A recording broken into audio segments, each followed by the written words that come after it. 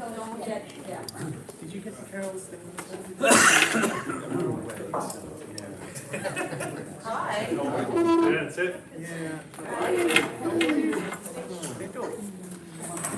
Oh, you can see it. No, nobody's gonna sit in the middle. Sorry. I Warned started us. We just have to text each other or write it down. Text each other at the meeting. They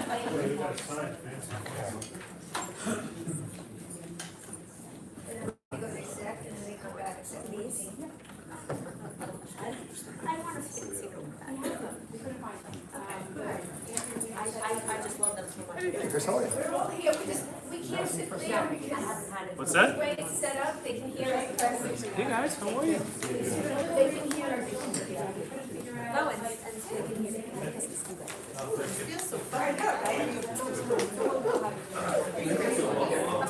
I'm having a problem.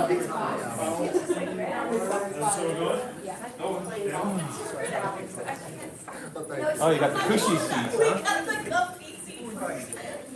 Coming. You started, right? Yes. You did already? I had to bring it. What's up? Oh, a little bit too early? Yeah, no, it's okay. We'll have to wait. Next time we'll have. Thank you. There are seats up front.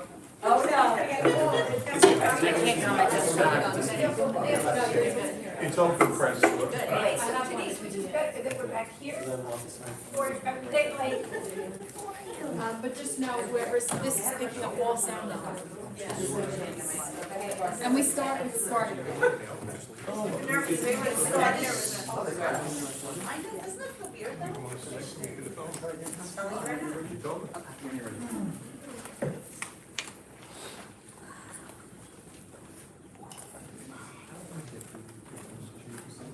I did it to staff. You can look on the homepage. It says to others. Yep. Next time I'll just wait until they call it clear to start it. But you know what? Everybody's awareness. I understand. Not, and you wanted to hear it. And like, knowing the person, yeah, I'm all right. Great. There's no big pressure. Yeah. Hey guys. It's the- I've got a long list of things. So we are live. Let's get it already. Yes.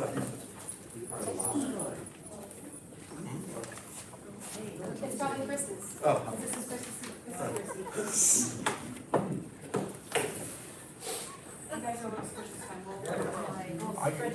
What's wrong with the chairs? Maybe we'll add a table. We have to next time, yeah. And also With short ID.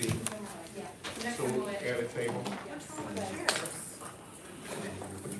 Everybody, why is that?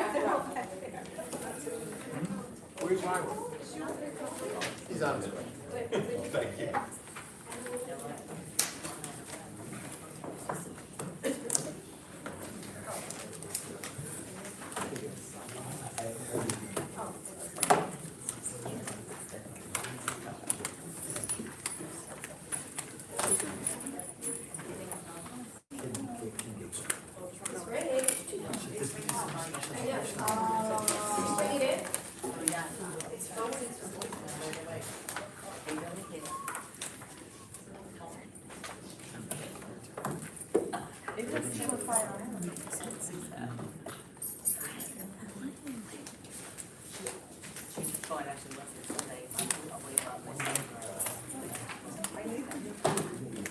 Someone told me maybe that they told me because I know Sharon. So my sister's cousin. Obviously. Guys look, Oh. very lovely. That's definitely an intimate, It looks like it's like sitting like this.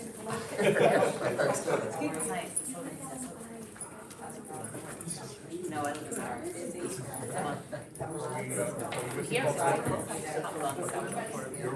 You're ready. Yeah, so I. How come you're not holding the camera? And actually, one of the Well, that's no fun. I guess I would like to call the meeting to order, and with that, I would like to ask everybody to please stand for the pledge. I pledge allegiance to the flag of the United States of America and to the republic for which it stands, one nation, under God, indivisible, with liberty and justice for all. I would ask our district clerk to please swear our new board member, Dr. Foresto, in. Raise your right hand.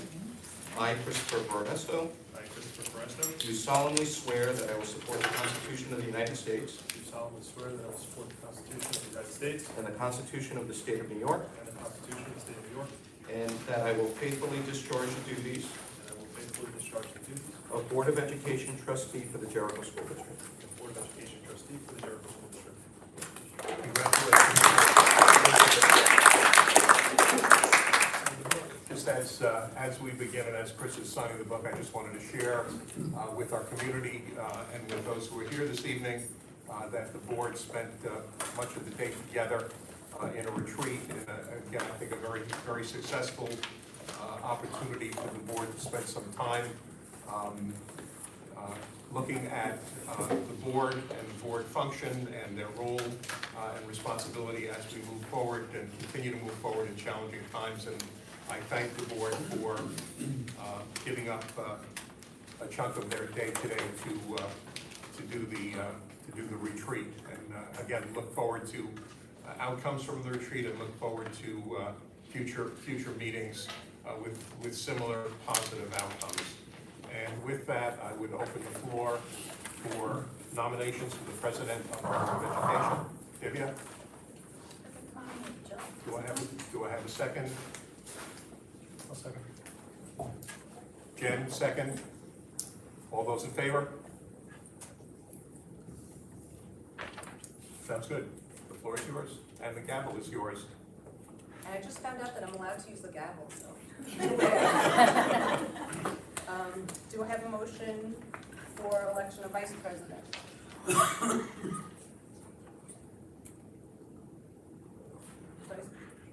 Chris? Nominate Divya. Second? I'll second it. All in favor?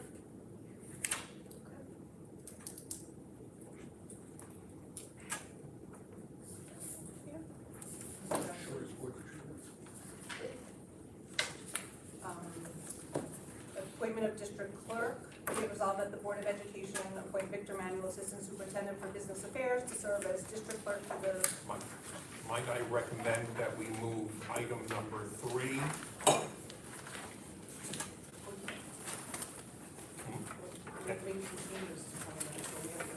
We can move the whole lot and then make some changes. So moving 3 through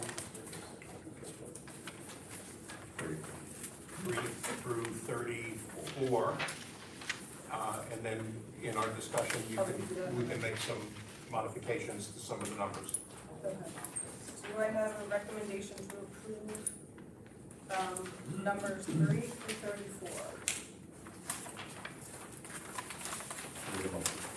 What? We need a motion. Divya, second, Jen.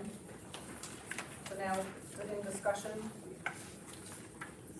So in number 4, we are revising that number from 3,100 to 9,000. Thank you, everybody. Oh, I thought that was someone else. Nice choice. I'm joking. And Victor, where is the Number 5, appointment of treasurer. Number 5, we are, go to it. oh, and then at the end of number 5, we're adding, and that the Jericho Board of Education approves a stipend of $10,000 for the services for its new skills. Those are the only 2, correct? Those are the Right. Thank you. So we don't have to do all these. Okay. Correct. All in favor? Chris? All unanimously. Do I have a motion to adjourn the reorganization meeting and go to the regular meeting? Chris, second? Jen, all in favor?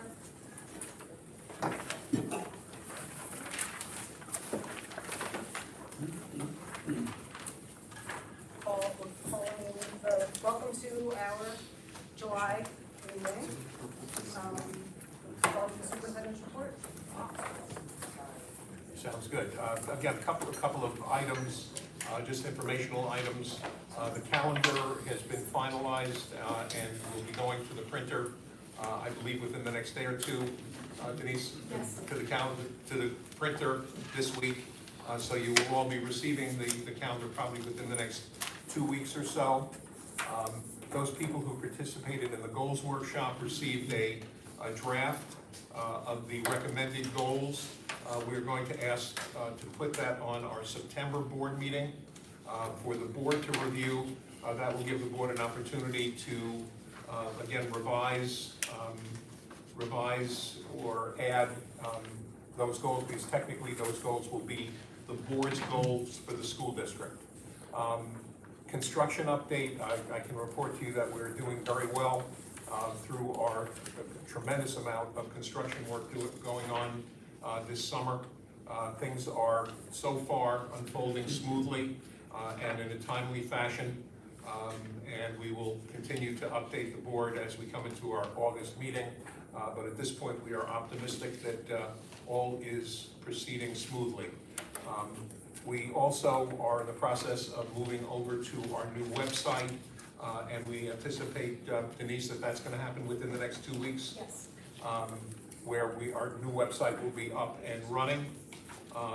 Additionally, we have representatives from Alteris attending our August board meeting for an update, and we look forward to Pat Ryder attending either our August or September board meeting. We've also invited Greg Sloan to attend our August 15th board meeting to continue our conversations on weighting and valedictorian salutatorian. And I think that is my list. Any update on hiring? After tonight's board meeting, it is our belief that we are 100% hired Sam. If school were to open today, what's the current administration's view on any COVID restrictions, or if it were to open today, basically everything would be done, we would go back to full trips, concerts, no hybrid activities, anything like that? At this point, that's correct. Would there still be any types of quarantining required of students, testing or anything like that? At this point, based upon our recommendations from the state and county, we see no restrictions whatsoever at this point. We are aware that the city has moved toward recommending indoor masking, but we have not seen any recommendations coming out of either Nassau County or out of the state for school districts in terms of summer school programs. I can tell you our summer school program started today, our middle school and high school program. We received some updates from both Chad and Dave, and they reported that, again, the first day opened smoothly and opened well. Go ahead. That's also with regards to isolation if someone tests positive, there's no. Oh, there's no, again, the restrictions in terms of a positive test is still in place. In terms of, we're still planning on broadcasting sports, concert, other events regardless of that? Yes.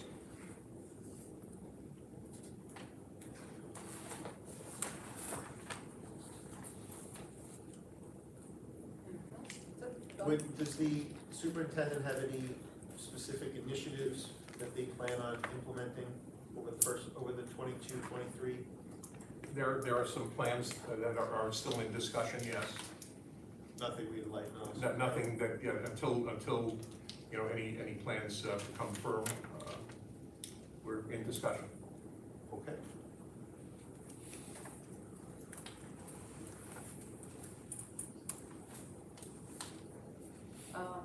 Just go in order. Approval of minutes. Recommended motion of, be it resolved that the Board of Education make any necessary corrections and move the approval of the minutes of the regular meeting dated June 16, 2022, and executive session dated June 27, 2022. Thank you. Second. Any discussion? All in favor?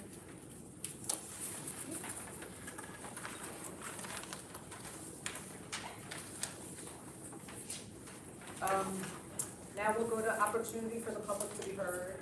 If you'd like to make a comment or question, please tell us your name and affiliation. If you're representing a specific group, if you'd like your statement to be included in the minutes, and the written copy or email to Victor immediately before speaking. As always, public discussion on matters relating to staff and students at which their reputation, privacy, or right to due process, or those of others who in some way be violated, is prohibited. Ron? Good evening. Okay, this is Michelle. Michelle. Good evening. My name is Ron Verderber. I'm the president of the Jericho Teachers Association. I'm here tonight. I represent over 320 of the educational professionals who provide instruction to Jericho students every day. And I'd like to make some comments on the board agenda item entitled Reading of Alternate Policy Number 3430, Diversity, Equity, and Inclusion in the District. A comprehensive Board of Education policy on diversity, equity, and inclusion should not limit the scope of capabilities, but challenge the entire Jericho school community to build on the work that has already been done over the last 3 decades. Jericho is world-renowned as a school district of academic excellence and cultural diversity. We have attained this level by providing equitable opportunities for all students to be successful, regardless of their learning needs, ethnicity, gender identity, sexual orientation, economic background, or ability. This didn't happen overnight or just recently. Just because you weren't here in the 1990s when we included students who learned differently from their peers doesn't mean it wasn't hard work and that we didn't have growing pains with mainstreaming and offering the full breadth of Jericho's academic program to all students who attended Jericho schools. Just because you weren't here to experience the growth and diversity of our student population in Jericho at the turn of the 21st century doesn't mean that significant work wasn't done to embrace the traditions and cultures of our students and families from Asia, such as removing language barriers and stereotypes. Just because you weren't here when after September 11th our Muslim students felt ostracized because of their religion doesn't mean those of us who were here didn't struggle to help our students see that we are all here to live and learn harmoniously. Just because you may not have experienced the struggles our LGBTQ students have experienced in our hallways does not mean that we don't need to continue being allies and working toward making Jericho a safe space for all students and their families. Just because you have not experienced the racism and obstacles our Black and Latino students have experienced does not mean that it doesn't exist or that we should turn a blind eye to their needs. The language in a diversity, equity, and inclusion policy should not have the intention of being exhaustive or constraining. The language should provide a comprehensive foundation to be built upon in providing opportunities for our students to experience multiple perspectives and learn in a safe, accepting place that values all viewpoints and voices. Stripping down a policy to avoid acknowledgement of traditionally marginalized or excluded groups is a disservice to our students and an embarrassment to our district's reputation. The changes in the substitute policy demonstrate a failure to recognize students that have been historically marginalized due to inequities associated with aspects of their identities and their contexts. The substitute policy attempts to supplant the commitment of educational equity with critical thinking skills. As it relates to family and community engagement, the changes as proposed will not encourage participation from all groups, as there will be no effort to translate official communications, nor will the board seek assistance from Nassau County and local organizations with expertise on DEI. The Jericho Teachers Association strongly supports the district's adoption of the full policy number 3430 as read at the June 2022 Board of Education meeting and not the substitute policy being presented here this evening. Thank you. Anyone else? Denise, did you get any email? I did, Jim. Dear members of the Board of Education, having served with the Jericho Board of Education for the last 5 years and having been one of the 3 trustees to pass the first reading of policy 3430 at the June board meeting, I cannot underestimate the importance of having a DEI policy in place, specifically this policy.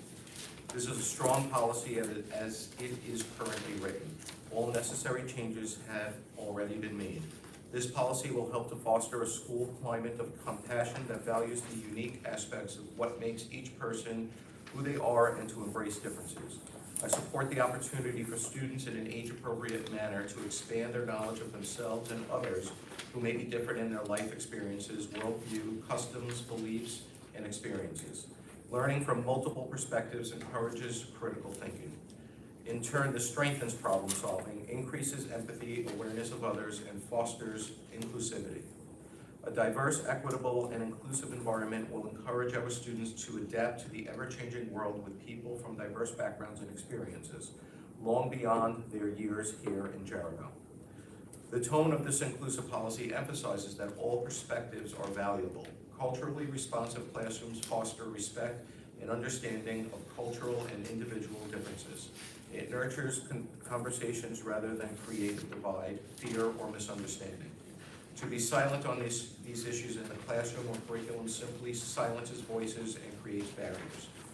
Culturally responsive classrooms teach to the whole child and enable each student to feel safe in their learning environment. Teachers and staff equally need to feel safe in their ability to teach. A comprehensive policy welcomes the inclusion of the community that encourages all stakeholders, including parents, the opportunity to build bridges and connection and have meaningful dialogue. I wholeheartedly support and encourage this Board of Education to both pass the second reading of this policy and to adopt it this evening. This is in alignment with the New York State Board of Regents that have asked districts to implement such a policy with fidelity and urgency. Thank you, Pam Wasserman Heath, former Jericho Board of Ed member.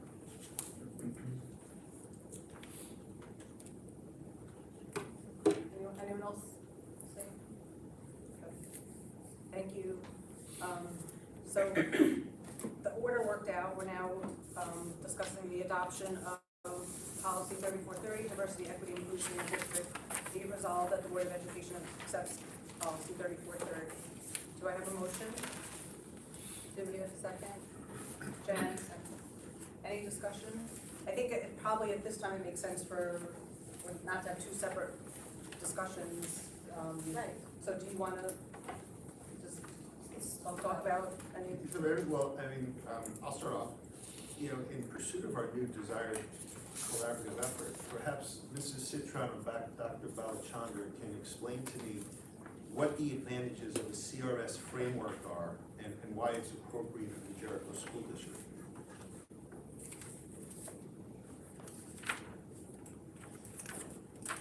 Culturally responsive. I mean, we're adopting a CRS framework under this policy. What are the advantages of that, and why are we adopting that specific framework? Well, I think that we discussed, I'm sorry, Joe, I didn't know if you were ready, but I think we discussed this a lot at the last visit, at the last meeting, sorry, at the last visit with me. You know, I think students feel more engaged with their learning, they do better, that's been established, they take more away from their education if they feel seen, supported, included in the learning process.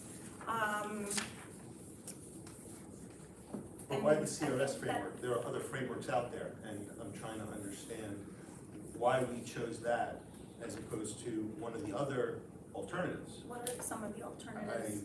I can only do so much research in a matter of weeks, but I mean, the second question, I guess, is at the last meeting, the draft that, at Mrs. Citron's suggestion, removed the concept of empower students as agents of social change. I think she said that was in response to community feedback. Under the Board of Regents, a key component of a CRS framework is exactly that, empowering students as agents of change. So it's a little disingenuous of us to say that we're removing that as part of our policy, but then adopting what we're saying is a CRS framework when empowering students as agents of social change is explicitly part of a CRS framework. So I'm trying to understand how we reconcile those two things. And I'm not going to put you on the spot and have you answer that. The second part I have is in relation to certain comments I've heard. You know, there's been a lot of discussion about how the Board of Education should stay out of curriculum. Yet here we are adopting a quite comprehensive policy that is dictating exactly that. We're dictating a framework, we're dictating what teachers should teach, how they should teach it, and it seems inconsistent for people 1 month to argue that let teachers teach, don't even question, you know, a 2-minute thing or a 10-minute thing, and yet here we are, not educators, putting this in. I have not heard any recommendations from administration about this policy specifically. In fact, in any conversations with the board, the superintendent has said that he favors a broad policy that doesn't dictate very, very specific actions, because that's what the administration and that's what the faculty are meant to do. So again, I look at the alternative policy, and it says in here that it was submitted by a Board of Education member. I'm happy to take ownership of that and say, here's a policy that I basically just removed things that were limiting to what our administration and our faculty were able to do. I think there's many things, most of the concepts are included in the alternate. And if there are specific things that individuals think should be added back, the proper way to write policy is to add those back on an individual basis, not to take a sample policy that no editing was done for, even though we said we excluded 3 concepts, we actually only cut out 2. So again, this just doesn't seem to be the correct way. I am 100% in favor of adopting a DEI policy. I am 100% in favor of having our children understand all these concepts. But it is important that we do this in a responsible way. We have spent 1 year, the administration has spent 1 year writing a 400-word dress code policy that we have customized. Here we are taking a 1,200-word policy that impacts every area of our thing, curriculum, hiring, training, discipline, and we're basically saying in 60 days, let's just take a sample policy. Now, as all the board members know, our law firm, Ingram & Smith, represents many firms on Long Island. I requested from them a copy of every DEI policy that they have implemented with their districts over the last 12 months. Ingram & Smith delivered 13 policies. Not a single one of those policies looked like the Board of Regents policy. Not a single one of those policies included a CRS framework. I stand to be corrected, but I've reviewed those policies now a couple of times. I did not see it. Again, the policy we're adopting here is a sample policy that was suggested by the Board of Regents for the whole state of New York. And yes, the Jericho School District has done well in this area. Could we do better? Absolutely. Could we benefit from an appropriate DEI policy?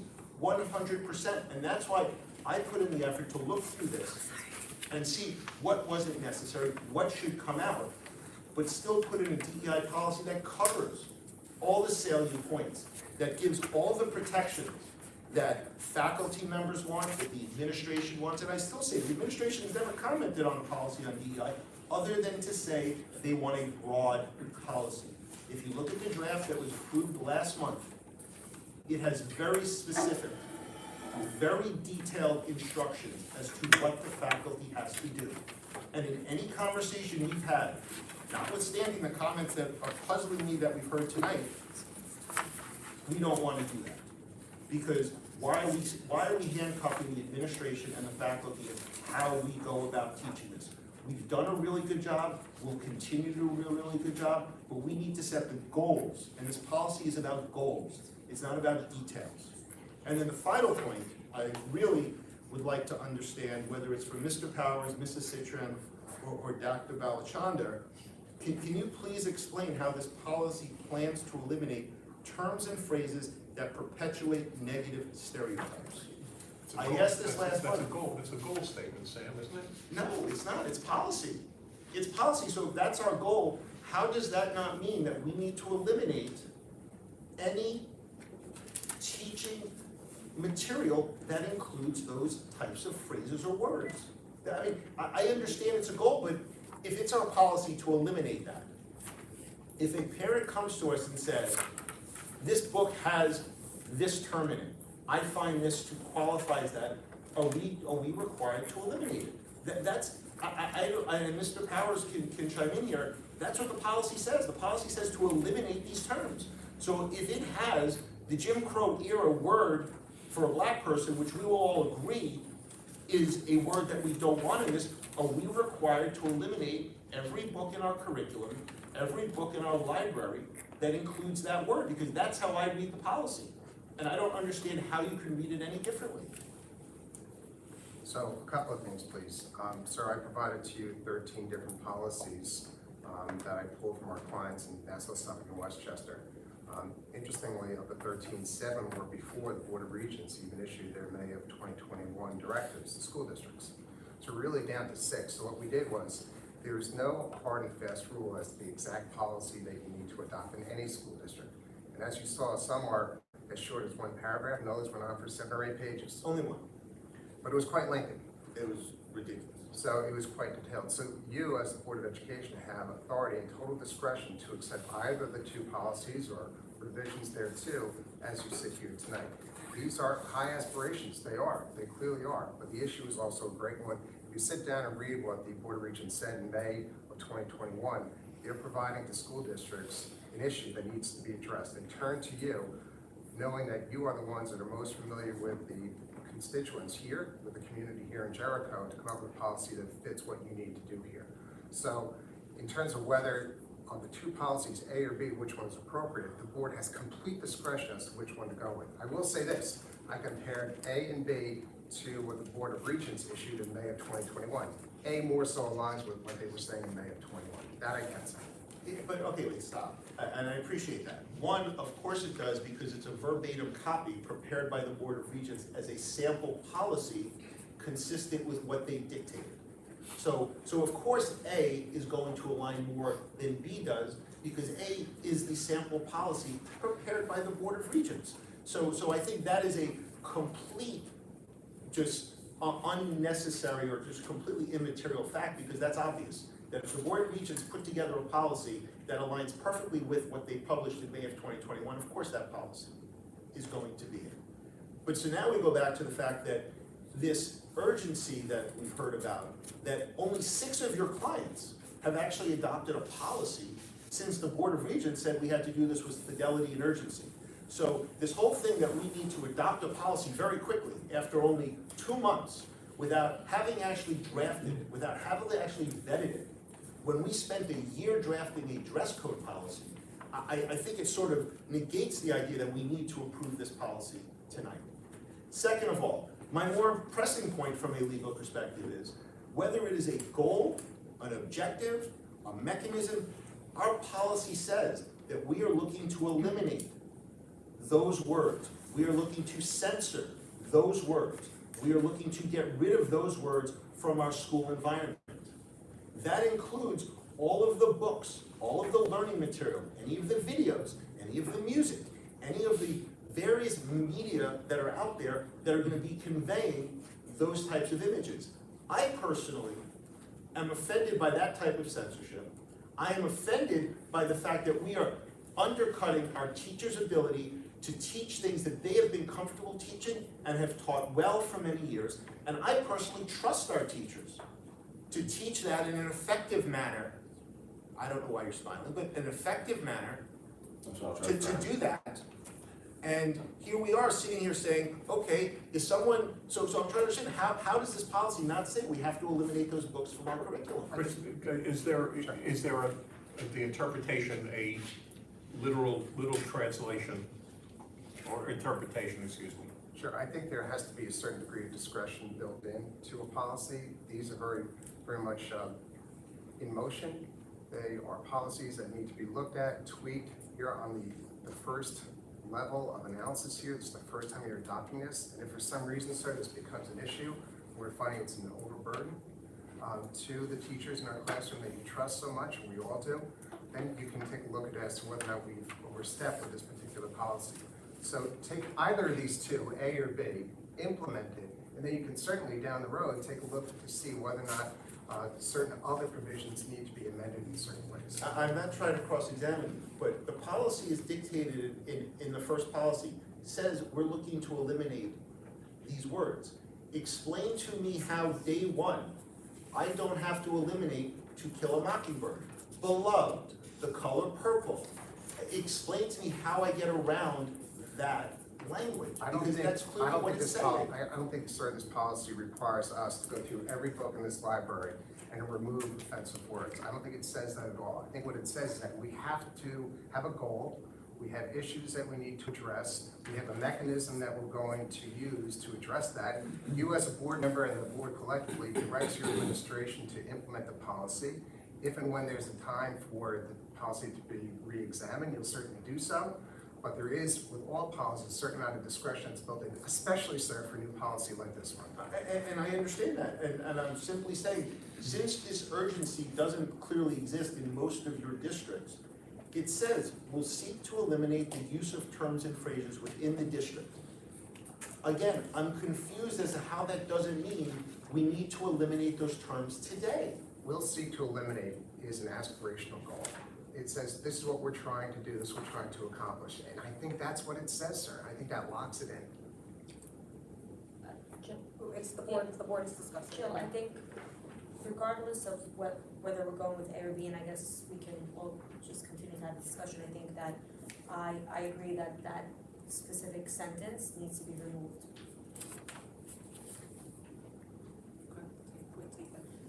I don't agree with you, Sam, that this is very specific and directive.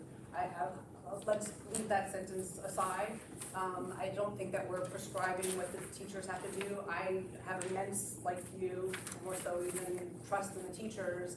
And I think that, like Hank said, this is aspirational, this is a goal, and this is a framework. It's not giving them specific instructions that you have to teach this, this, this, and you can't teach this, this, and this. It's a general framework with the goals of inclusion, like historically marginalized, making, you know, when you took out into the second policy, the first policy that we had that was brought to us months ago, you and I both agreed that it didn't say anything. It was absolutely useless because it didn't say anything, and I feel like your policy, that your version matched that policy. It doesn't have any meat to it, because it was just, we may as well just teach anything we're teaching is fine.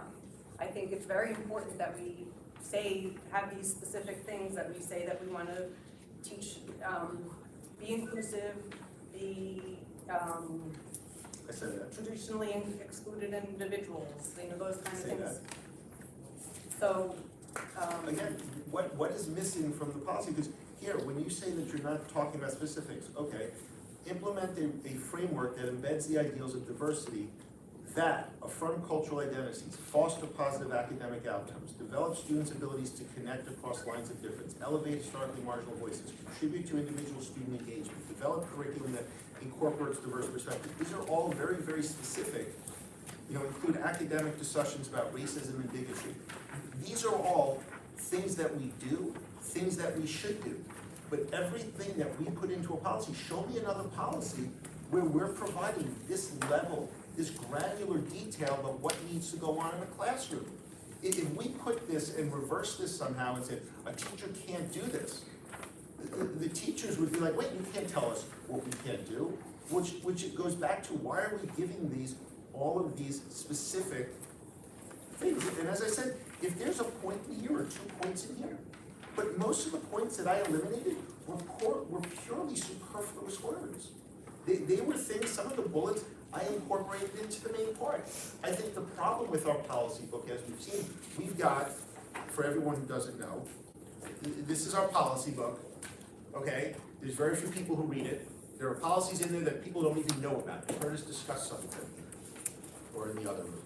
And so I'm looking at this policy, and I don't understand why we are not going through a process of writing this policy as opposed to just adopting a policy that clearly has flaws, that the CRS framework doesn't work. Explain to me. The CRS framework, I will show you the board region, says empower students of change. You said that was coming out of our policy. Now it's back in. well, it's not that, It was always in. Okay, fine. We told them it was coming out. It's still in there. But it just sort of, this is the type of situation where I haven't heard any answers from you or Dr. Balachandra as to how that is. I haven't even heard an answer from Mr. Powers as to how a policy that says eliminate these words doesn't mean eliminate these words. Like, I don't understand it. I mean, Dr. Harnett, call him up and say, by the way, half your book list is out because it uses these words. I honestly, I'm not a lawyer. So that's why I'm trying to lean on you as a lawyer or Mr. Powers as a lawyer to say to me, we seek to do it. It doesn't say it's an aspiration. We're going to seek to do it. we're gonna seek to, look at the other stuff we say. If we only say we're seeking to it, we're not doing our job. If I say I'm gonna seek to provide lunch to every student, I'm providing lunch to every student. I'm doing my best. If I see a kid without lunch, I'm giving him lunch. If I say I'm gonna seek to provide sports equipment to every kid, I see a kid without sports equipment, I'm going out and buying him sports equipment. If I say I'm gonna seek to eliminate these words, that means any place I see these words, I'm eliminating them. I don't understand from a legal perspective how it doesn't mean that. I assume someone at the Board of Regents thought about this, so I'm hoping that there's some legal analysis that I don't understand, but it says this is what we're trying to do. And by the way, it gets worse. We oversee the Jericho Library. If we adopt this policy, does that mean that the Jericho Public Library now has to eliminate all We these do not words? oversee Jericho. Okay, then at least there's some good news there. It's only our school library and all of our school classes. Like, nobody has adopted this policy, so I don't know how we're supposed to even get comfortable with this. Sir, I think you kind of answered the question in your statement, which is on page 3 of 5, teaching and learning. The district will strive to advance inclusive and culturally responsive teaching. We'll seek to. These are aspirational goals. We seek to affirm cultural identity. We seek to foster positive academic outcomes. We take that structure, we provide it to the boots on the ground, the teachers in the classroom. We say, here is our policy, implement it. That's what this does. It gives the teachers the flexibility to do what they need to do in order to comply with the DEI policy. That's what this does. And I don't read that language as censoring books and taking books. I think reading the books in the right framework with the explanation of the teacher who explains, this is a bad word, you shouldn't use it, but this is how it was used then, and it's done in a way that's culturally accepting and it's educational. You know, using the words in the hallway is very different from reading it in a book with a teacher in a setting where you're instructed. So write that in the policy. I'm not arguing with you. I agree with you. But that's not what the policy So says. change the word seek to strive. No, that's not striving. Teaching kids is an aspiration, because I can't guarantee you that you put a teacher in a classroom, that kid's gonna walk away with the concept of a culturally equitable approach. If you tell me that I'm gonna eliminate these words from the school, then that's an achievable goal that I could do tomorrow. You said it, you go through, you get your 100 books, you go through your curriculum, and oh, by the way, we haven't even dealt with the issue of what words we're talking about. Yes, we're all gonna agree with the Jim Crow term for a black person, but there are a whole bunch of terms, reply to LGBT people, to women, to other minorities. We could end up with a list of 5 words, we could end up with a list of 500 words. And so, again, I'm not saying that the aspiration is wrong. I'm saying that that's not what this policy says. And if there's any confusion about it, again, change the wording, rewrite it, make it so that it reflects what everybody here is saying. Like, why are we interpreting this? Why do we want to deal with a parent who comes in and says, here, board policy 3430, which, as nicely as I can, Mrs. O'Connor, if you're here, I believe we already have a policy 3430, so I don't know if we're getting, which has nothing to do with this, so we still have to change the number on this policy. But why don't we write a policy that reflects what we want to do? I think that's all I've been saying for the last 2 months. We took a sample policy. Jericho is not a sample district. We do things better. We should be doing things better. We're starting off from a much more advanced point than where everybody else is. We're starting off with a much more educated parent base, a much more educated student base, and yet here we are adopting a sample policy. It goes back to something that Mr. Powers said a couple months ago. He said, oh, this policy is sufficient. He never said sufficient for what? And when was the only time, and I'm stealing someone else's language, when have we ever said that this is sufficient for Jericho? Would we ever go to a teacher and say, oh, what you taught was sufficient? You know what? That was sufficient. No, we want the best policy that reflects what we want to do. This policy doesn't do it. Why? Because we haven't put the time, we haven't put the effort into it. And I would challenge anyone, here, take the policy that I wrote and show me the 2 things, the 1 thing that you think is so vital to go into this, and we can add it back. But I can show you 5 or 10 things that have no business being in this policy. Sam, None. what about everything that you took out in curriculum and learning? That's- Okay, hold on, let's go to that. Let You me- took out the entire section, you don't even need to go to it, you took out the whole section, and this is especially vital. You know, it's not for us to cherry pick to what DEI initiatives are applicable to. It's really applicable to the entire educational process. You know, in order to make all children feel seen, supported, included, and give everyone equal opportunities to succeed. You can't just pick and choose where you want it to be applicable. You took out the entire curriculum and learning. Everything is taken out of helping with advancement of all groups, to try to eliminate barriers that have selectively affected some groups more than others. Why don't we want to ensure equal access to opportunities and resources? That part was taken out as well. Wait, can you just refer, when you do this, can you just tell me which page and which paragraph you're on so I can follow you? When you talk about curriculum, you're talking about teaching and The learning? whole curriculum, This is it. Okay, so explain to me, This should be Sandra. so you're talking about page 3 of 5, teaching and learning. Is that the section? let's start with the very definition of equity. We've removed the whole concept of striving to identify and eliminate barriers that have prevented the full participation of groups. I'm not trying to go line by line here, because my point is just that so much of what was removed is at the very heart of DEI, and it doesn't make sense to just, again, pick and choose where it's applicable. Yes, but that's how you write a policy. Okay, You but actually this do is- go line by but line and write it. Just to take it one step further, we have the blessing of our teachers union, that you're saying this is taking away a lot of their freedoms in how they teach and what they teach. So many teachers at this meeting, the last meeting, spoke up in favor of this very policy. And I will say, and again, I won't call out names, there are people, and again, these are people who've been attended a lot of board meetings, who after the last meeting, and these are not people who, I speak to a lot, who said to me, oh Sam, what's the problem? This was just the first reading. You can change it next month. To which I said to them, no. When it goes from a first reading to a second reading, it needs to stay verbatim. Otherwise, it goes to a first reading. That's incorrect. Really, how much can we change in this? 1410 is your policy and policies.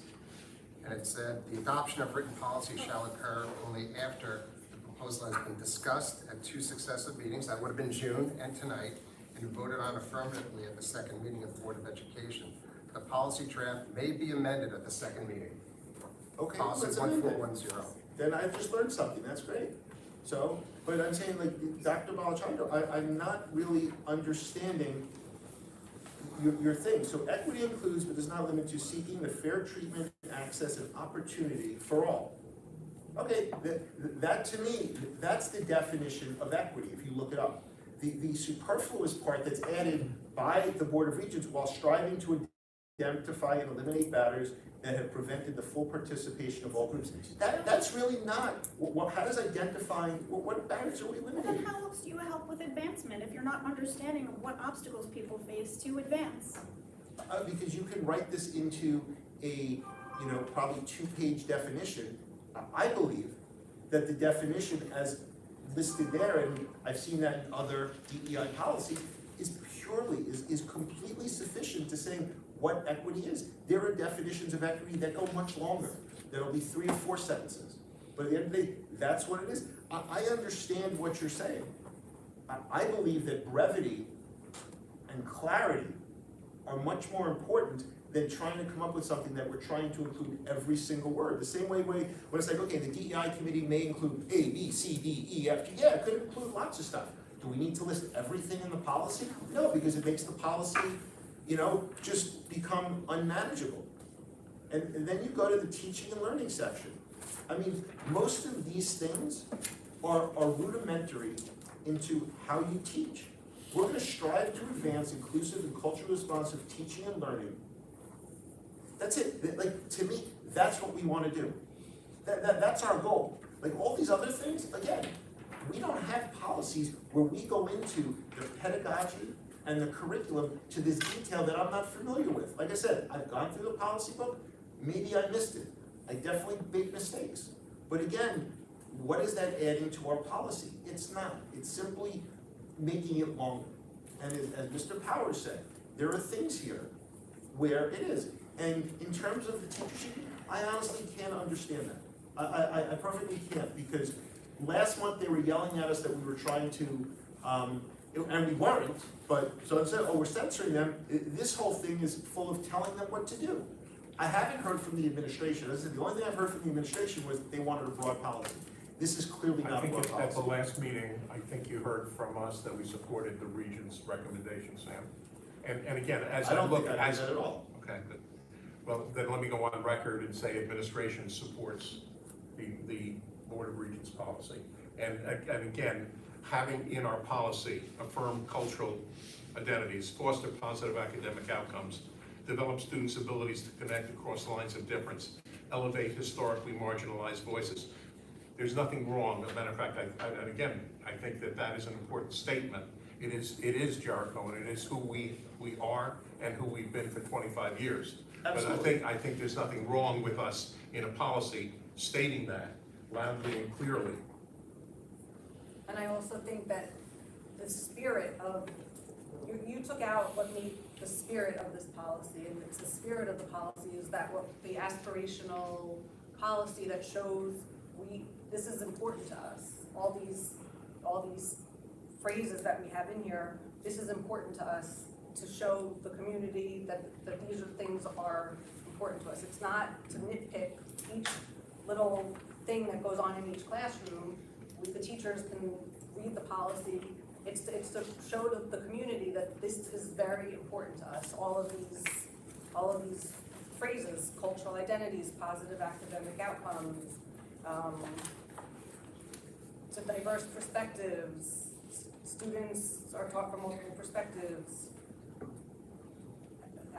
encourage academic discussions about racism and like all these things are important to show that this is important to us. It's more in the spirit of it than expecting each line by line to be followed to the letter. I just heard two opposite things. One person said I took out the meat of the policy, the other person just said I took out the spirit of the policy. Oh, If yes, I agree. did that, then there's nothing there. Exactly. Again, I would tell you Exactly. that the thing I definitely tried to keep, and I'm gonna tell you, I did keep, was exactly that, the spirit of the policy. The spirit of the policy is there. And the last thing I'll say on it is, that's fine, okay? I honestly don't understand how we draft this policy without even having a drafting session, when, as I said, we spent a year drafting a dress code policy. That's not a board policy, and we didn't have anything to do with it. Again, first of That all, was done by a the, dress code policy could easily be part of any code of conduct. But you're right, but if we're Jericho and we're taking that type of time to draft a dress code policy, that's one thing. Second thing, and I don't use this word lightly, and I apologize for it, but basically what you said to the community last month was a lie. We are not taking out the idea of empowering students as agents of social change. You explicitly said that was coming out of our DEI policy. because By that was you- offensive to people. But by That using language but by was- using a CRS framework, here, I can show you the Board of Regents paper.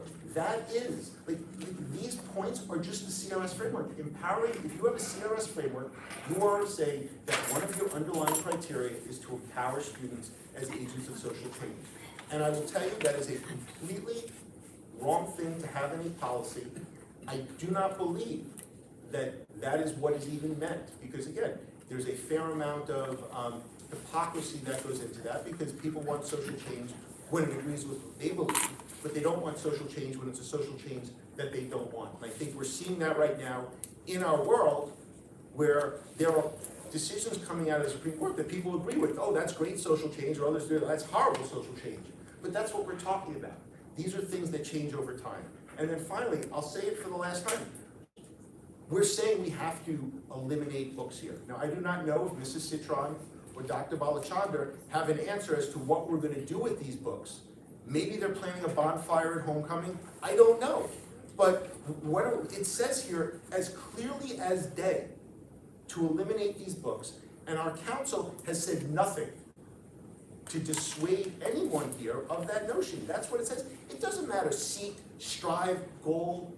You achieve what goals you can achieve. If it says we're gonna seek to do this, well, we better well try to do it, and the only way we can do it is we take the books out. I think our attorney did say that it's an aspirational goal. It's not black and white. I think I heard Chris say that. But that's, But if we're gonna aspire to do that, that means we're gonna do it Well, slowly by then slowly. change, the word to strive. But regardless, are we actually removing content and, The whether only it's time that's books, come up is textbooks? at this meeting. Nothing in that policy or even in the CRS framework that I've read, do they make any mention of censoring materials. It's a 64-page document that, everybody can view on the New York State Department of Education website, convened by a panel of experts in 2018. From what I can gather, based on my reading of it, I mean, there's nothing in there that would suggest that you have to do that. It's a framework. You talk about dress code, Sam. I think all these things are important, and the framework actually encourages boards and administrations to revisit those types of policies with respect to staying in line with the framework. But I think it leaves a lot up to the district. I think it leaves a lot up to the teacher in the classroom. And, I think that's at least my opinion is that would be our intention. And I have not heard one word from the teachers objecting, feeling that this is censorship. I've not heard one objection to this policy based upon the notion that it could be censorship. and that's great, I'm not sure if teachers have read it. I'm not saying they have or they haven't, I'm not saying they interpreted it.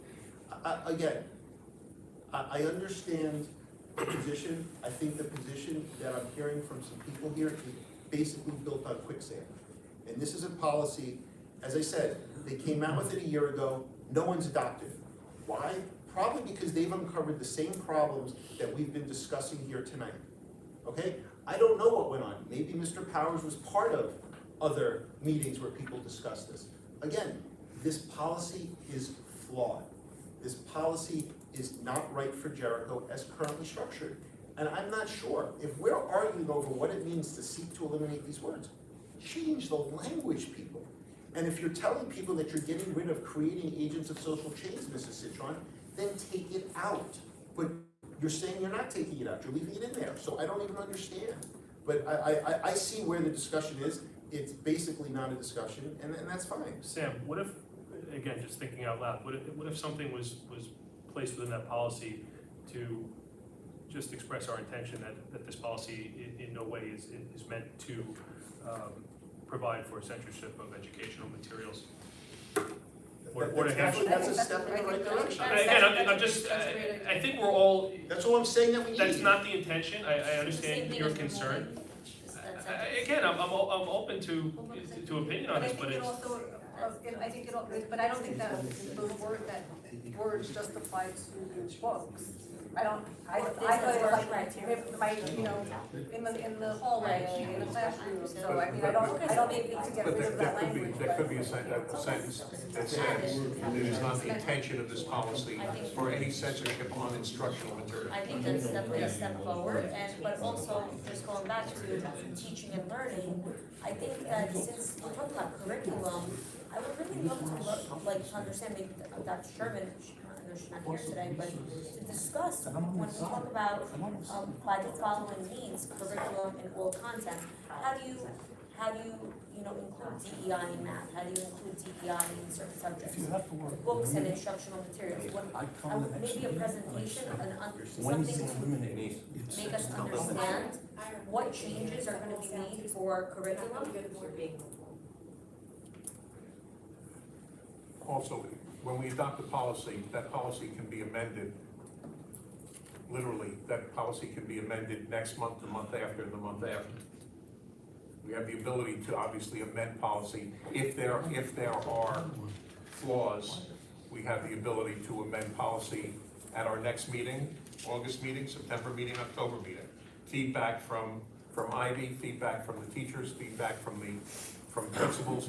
We have the ability to amend a policy that we adopt. But why not do that before you adopt it? That's the way you write policy. I'm confused, are we not having a discussion to try to get this done tonight? Or are we just gonna go back and forth? Because I know, like, we did this already a couple times, so let's have a discussion, what you're good with, what I'm good with, what Sam's good with, what everyone's good with, and let's move on. Keep going in circles. Why don't we hear, I mean, There I'm in was favor of a opening up suggestion for to comment. add something, did everyone agree to Yeah, that? Right, there was a so suggestion. maybe there's a paragraph that you're okay with and we're okay with, let's go section by section. So may I suggest to the board, under teaching and learning, there are a series of subdivisions 1 through 5. So it's teaching and learning, then the next subdivision is called family and community engagement. May I recommend to the board a statement? Quite simple. It is not the intention of this policy to serve as a form of censorship for instructional staff. Or for instructional material? Or instructional staff? Of instructional Material. material. Instructional material. I'm sorry, can you repeat that one more time? It is not the intention of this policy to serve as a form of censorship of instructional material. I like that.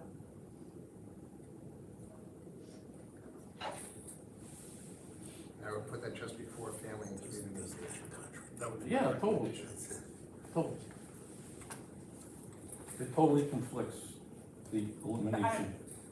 Totally conflicts. Can you wait till, if you're called on? This is a discussion among the board. I think between former board members, members of the JTA, members of our administration, again, I think this should be a constructive process. I'm in favor of opening up for public comment, just to hear, maybe there are people who have suggestions out there. Now, granted, it's not like we're overwhelmed with people here. What are we getting, 3 comments? Let's Right, just but listen to them. this is a meeting of the board, so we get to speak first, and then if we decide to open it up, but people in the audience cannot interrupt the discussion of the board. They're not interrupting the discussion, They- we're trying to see if there's maybe input No, as to that, what can be if going on. you wanna ask, we all wanna decide to ask the community that have input, that's fine, but not if they just call out. No, but that's what I just suggested. I suggest that right now, the board ask for community input. That's all I was saying, Mrs. Citron, to say that now is an appropriate time, potentially. It seems there are conversations going on out there between various people. If they have something to add, let's see if they want to add it. My suggestion was just to, can we just go section by section, let's not make it super lengthy. If there's anything that someone would like to add or delete, and then I don't mind having people bring it, public comments. Maybe they have another suggestion to make. Can we do that? Yeah, but let's let the board speak first. Yeah, I'm saying, Yes, can we do that ourselves? So, we start with the first section, overview. I would make a suggestion, work off of my copy because it's redlined, and then anything you think that I deleted that needs to be added back, add it back. No, I don't, It's really the same thing. No, it's not, that's, It should be the other way. we need to do it the other way around. It's really the same thing. No, it's really the worst way to do it. Okay. I would like to remove the word advancement under B. Yeah, if equity includes but is not limited to seeking a fair treatment, access, opportunity, and advancement, I would like to remove the word advancement because I feel like advancement is. For all? No, leave for all. I know, but you have a problem with advancement. Yes, because I believe advancement has to be earned. I don't believe I don't think it's the right definition for equity at all. Advancement is It's in not saying turn. we're advancing, we're helping with, so giving opportunities for everyone. Right, to which it advance. already says, access and opportunity, so the word advancement is unnecessary there. It's an extra word which I believe has a different meaning. And so if it means opportunity, so we already have the word opportunity. I believe the common thing is saying we're for equal opportunity, not equal results. I think that's what this is working on, this objective. I don't really agree with that. I like the use of the word advancement in that sentence. What does the word advancement mean? Okay. What? Just like, I like the use of the word advancement in that Yeah, sentence. what does it for mean? all groups. What does it mean to you? Helping others get ahead, giving people what they need to be able to have equal footing, Right. to advance, to move forward. Right, which is already Succeed. mentioned here, access and opportunity. What's the issue with advancement? I don't think it belongs in the this is a definition, I think Right. it doesn't, it's not a definition of equity. If you're gonna look up equity, you're not gonna see the word advancement anywhere. Well, I don't wanna say anywhere, but I don't think it's the proper definition for equity. I think the other words, fair access, opportunity, which is exactly what we're trying to say, Jericho School District will provide provide every opportunity for students to get ahead if they do the work. So I think advancement is not the right word here. We don't just give it away, the students earn it by giving them the opportunity. I don't think it fundamentally changes the meeting one way or another, to be honest with you. But Yeah. I agree. So then it doesn't change the meaning, get rid of it.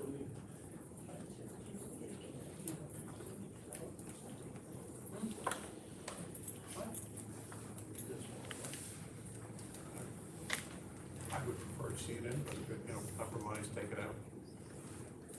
I think the statement is still pretty clear. It's a strong statement, Yes, whether you include it or you. I'm not trying to weaken the statement. No, in any way. I respect that. So that was my one, and then,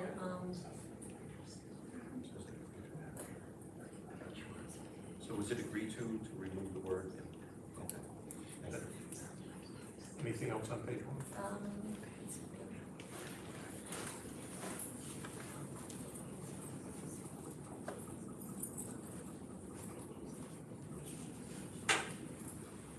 What does it mean to share power?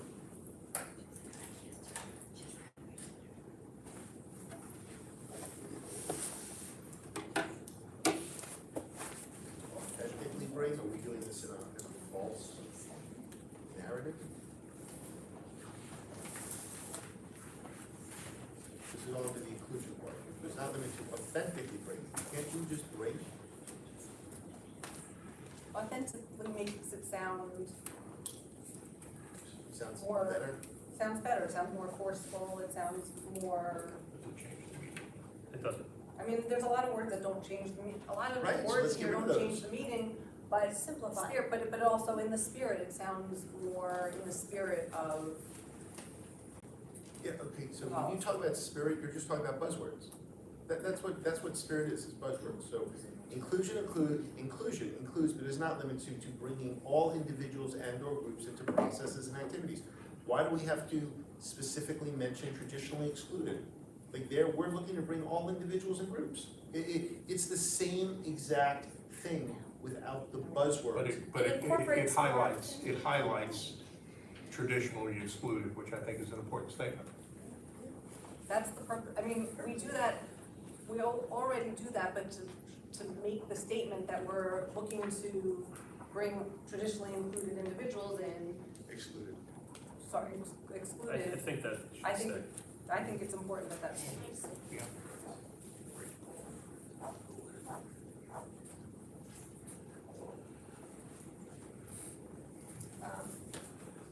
Yes, if we moved on to teaching and learning, once again, I don't feel so comfortable with literally the whole paragraph because we're talking about curriculum and I really don't even know what we're talking about. So what would be a compromise? Because either someone has to explain to me what is getting changed in the curriculum, Nothing is getting changed. but it says it is. We'll strive to advance inclusive and culturally responsive teaching and learning through the following means. So curricula in the content areas, certain books will be maybe added, well, I don't know if that's the plan, so like what's getting added, what's getting changed in the coming, I think we're doing all these things already. I mean, I think the CRS framework just okay, so. codifies it. So we're not trying to change anything. No. Maybe we can just change the wording, like, we will continue to Continue to strive? teach. We will continue to teach, you know. I don't think there was ever any question that you know, our teachers weren't already doing these things. But this sounds like we're trying to make a change. Yeah, I would agree with that. I don't think we're trying to make a change. I think we're trying to continue to be aware. And again, the CRS framework is something relatively new. I'll be the first to tell you, you know, until I, you know, really started, you know, becoming more interested in you know, what was going on in the schools, I was completely unaware of it.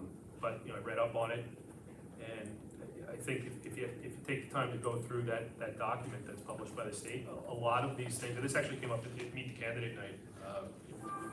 I was talking about it a bit, and, you know, we were asked about, you know, social responsive learning and social emotional learning, and, you know, I think, you know, the state realized that they needed, experts on the subject matter, and they developed it. So I think we'd be remiss if we did not take advantage of the expert panel that put this all together. Because again, trying to come up with this on our own, number one, I'm not sure we have the experts in each particular subject who could necessarily weigh in, and really to harness the experience of everybody statewide to identify best practices and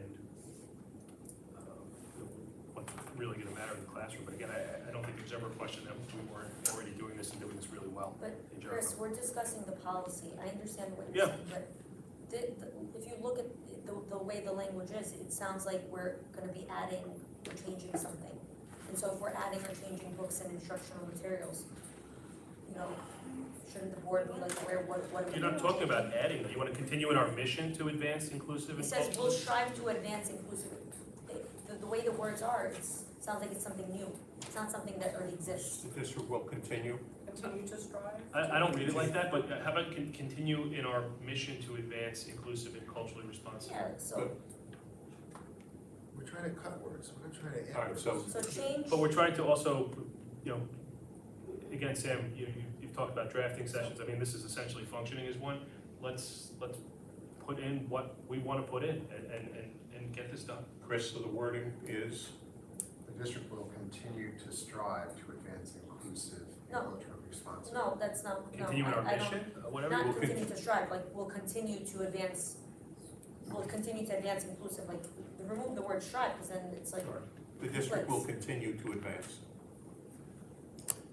but then can we just shorten some of the stuff, or do we wanna leave all this? I think it's all relevant also. What are our So then- classroom movement policies? Right, like, I don't know what some of these refer to, and then we're talking about professional development. Professional development is something that the school pays for. It's taxpayer dollars. If we're talking about approving future professional development, and I know we're not approving a certain dollar amount tonight, but what are we talking about? Like, is there certain professional development that's out there that we have not already been doing? That we wanna start doing? I'm sure it's part of our current professional development activities. We budget for professional development activities. I'm sure that is part and parcel of professional development that's taken place for the last many years. Okay. But they're just trying to keep every word here for reasons that I can't even fathom. But that's fine, that's what it is. Appreciate the effort. Anything else on page 30?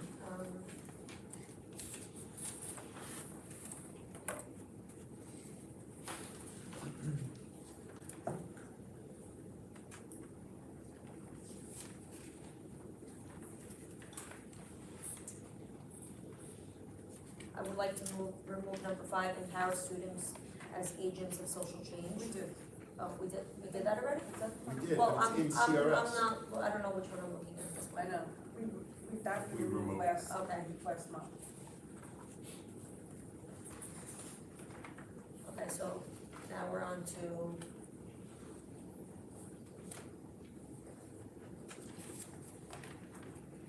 You're on page 4 now, correct?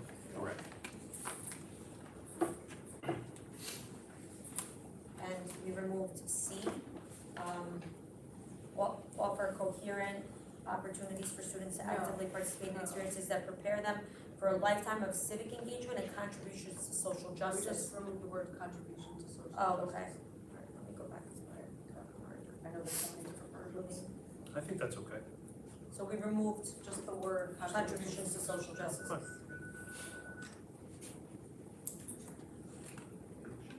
And then, can we just change, it just sounds so specific Change and this to say D. include, D. include academic discussion about racism and bigotry where appropriate. Include or encourage is the, We changed it last month to say encourage. Did that not get me? no, I have encourage. I used somebody said include.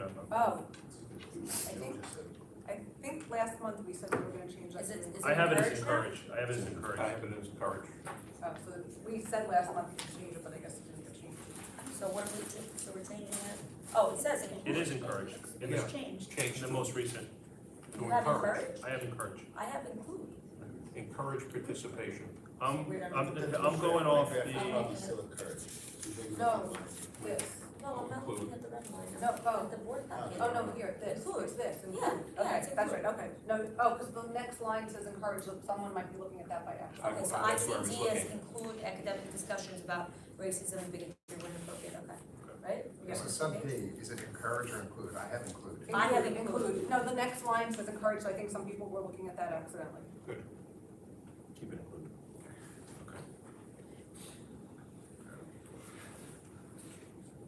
Okay.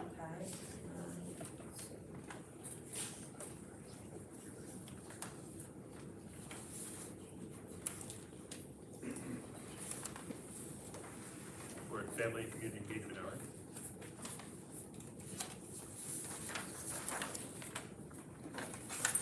Okay, so for diverse schools and learning opportunities, A, eliminate the use of terms and phrases within district schools. So what are we doing with this? This is, So that's where we added Chris's language that says which are side we intended. crossing that out? Or we leaving- just, We're leaving, I think, what we leave it in with Chris's wording about censorship. Essentially, the intention of the policy is not to censor materials. Correct. So what is the purpose of that letter? If it's used in a non-academic way, if it's not in class, but, So you know, maybe we in should the- just Pejoratively used. maybe If A it's should used be, pejoratively in the cafeteria, on the field. Isn't that all under our code of conduct already? If we're not doing it for, if we're not, wait, hold on, it's under teaching and learning. Right. So if it's under teaching and learning, it must apply to teaching and learning. Correct. It has nothing to do with it's use not about in talking the in the hallway. hallway or anything like that. It's specifically under teaching and learning. And calling someone a derogatory name is already covered under our code of conduct in 5 different places, under regular code of conduct, our DASA, people, I don't even remember the names of these policies. We have like 4 policies that already cover But this. how does it hurt to have it? Yeah. I think, I was just gonna say- I think it sends the wrong message. If the discussion is happening within a classroom and this pejorative term is used, it should be understood that it's not be brought up. And what's the matter with restating it in many There's settings? nothing, then we should move it to a completely different section. No, It shouldn't be under teaching and learning. Where would you put it? I mean, under. I think it needs to be in it. I just, Maybe, Wait, someone tell me, why does it need to be in this one? I'm trying, if it's already covered in 5 other policies, why are we Because putting this it into every policy, policy? because this policy is encompassing all, there's probably a lot of things in this, but this is. Under what part of diversity, equity, and inclusion does that fall? It's not about diversity. It's not, by eliminating that, you're not eliminating diversity. You're not including them anymore, and I'm not sure based on our definition how it's including but by equity. using a pejorative term, whether it's racial or whatever, you could be excluding somebody, which is at odds with this policy. By doing that. I think it's important, Sam.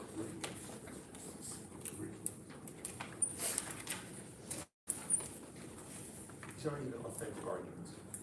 Not even authentic. okay, so you're adding a C, Mr. Powers, you're adding C, which is that, whatever you stated before, So what I recommend under the same section, right? is not the intention of this policy to serve as a form of censorship of instructional material. I was recommending to the board that you insert that just prior to the family and community engagement. And it's not a letter, it's just a separate paragraph. Correct. So that's on page 4 of the code of the So, but maybe can we add,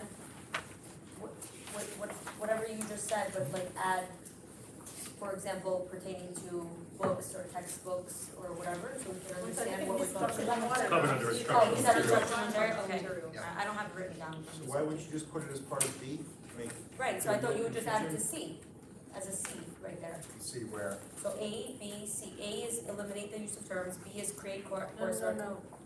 Yeah, You're in the wrong spot. no, that's where we were before, eliminate the use of terms and phrases No, within district. but he's adding that. I know, I'm saying, why don't you add it as C under that section that we were before? No? Under teaching, Oh, he's just making it apply to all of teaching and Okay. learning. okay, got it, all right. Alright.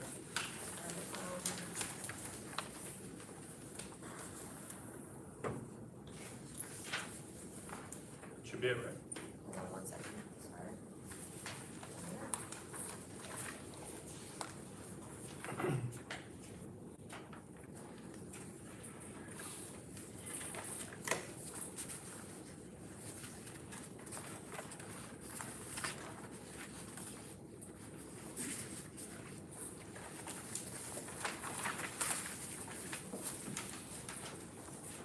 So actually, Chris, for Jen's point, that section that she was looking at was diverse schools and learning opportunities.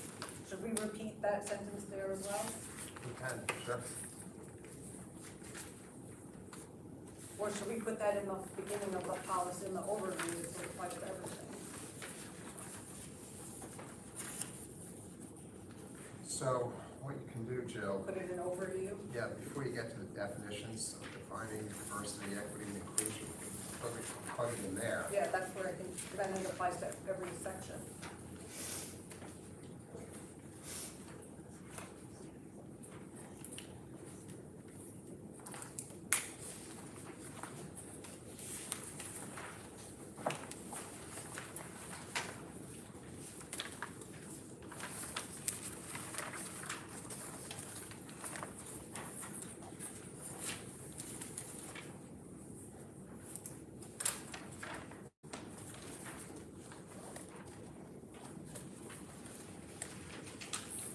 For training,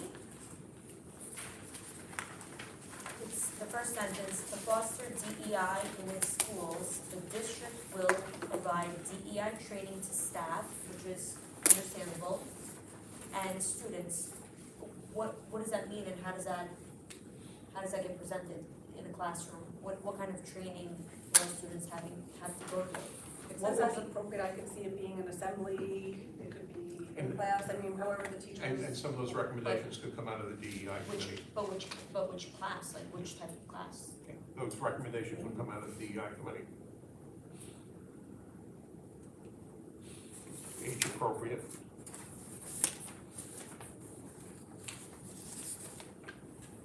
But staff would be getting trained to then go teach. What are students getting trained to do? Right. DEI awareness. But isn't that what the whole policy is talking about? Right, included in all different types of areas of curriculum. Yeah. So now we have, and in addition to that, we're gonna have a training of some kind? Maybe if it's appropriate, if that's what. comes out of it. If it comes out of the committee, or it will, Will come, I assume recommendations will come out of the committee. but that's not what this says. It says that we will provide As training. appropriate. It's not qualifier, it's not Maybe necessarily in various happening, but forums, if it's. workshops,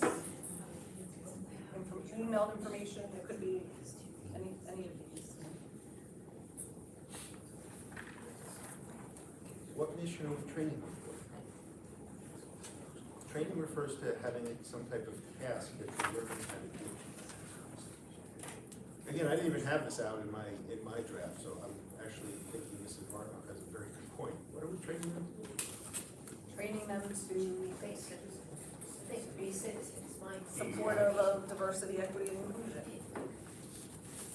Which we're already doing.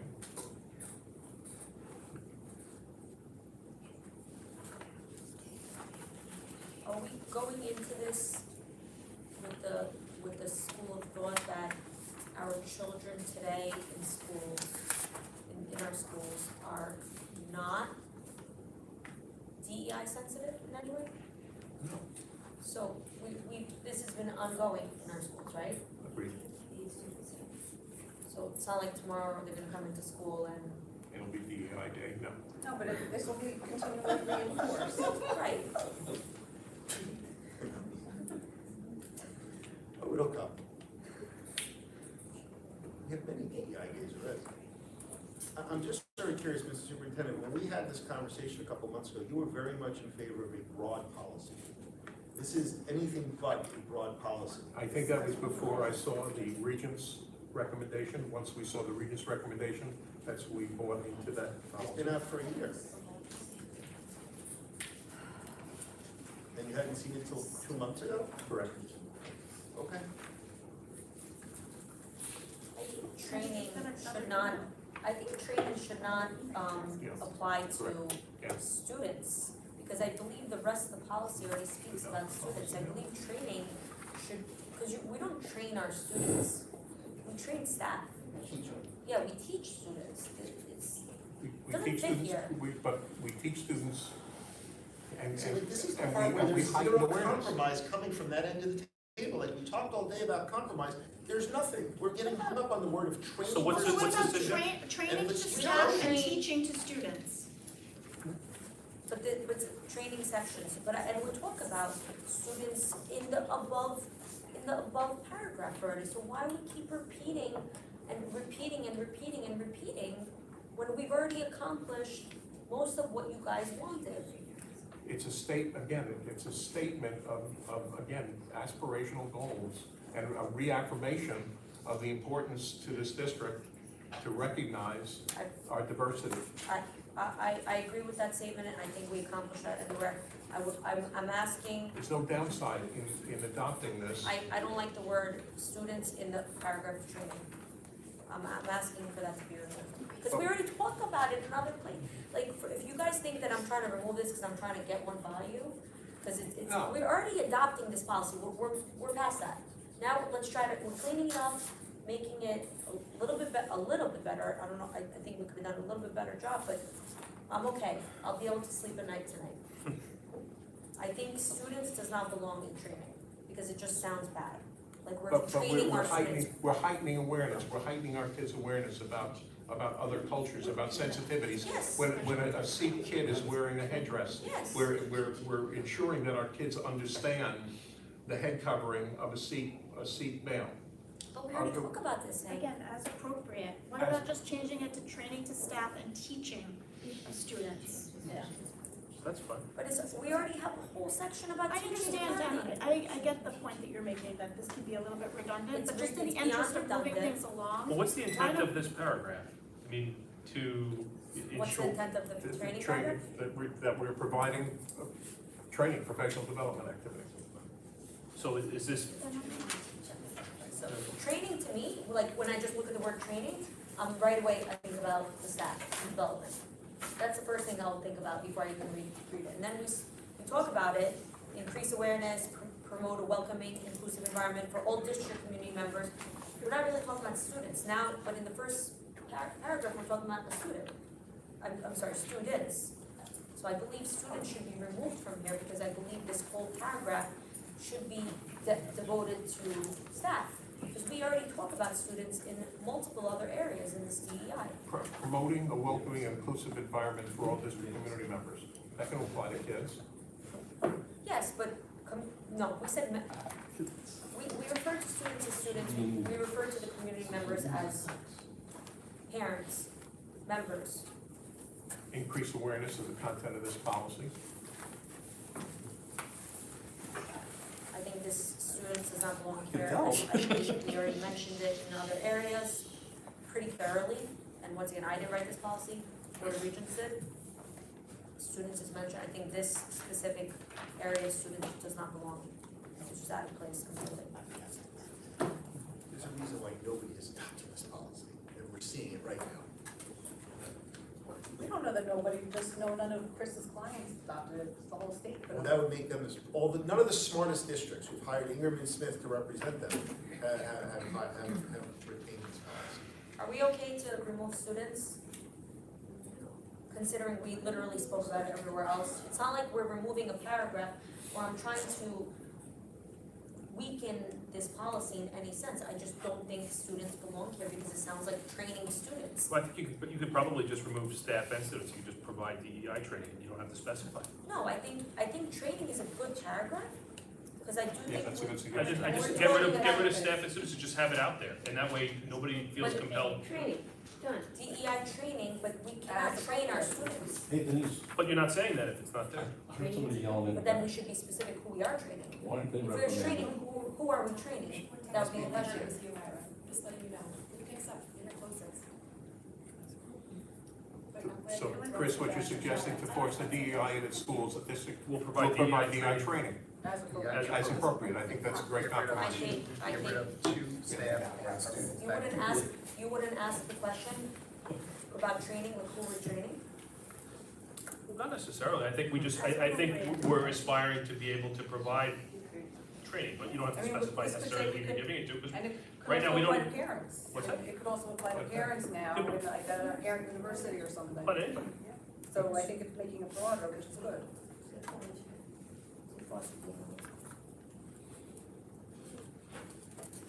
mean, Jen, correct me if I'm wrong, I think one of my opinion is I feel like you took exception to feel like, you know, we would be training the students. And if you remove that, it's not specified, so you could argue then that. Okay. Yeah. Remove to staff and students. I would just get rid of staff and students. We'll provide DEI training as appropriate. And just keep it broad and you know, at the discretion of the administration of the board.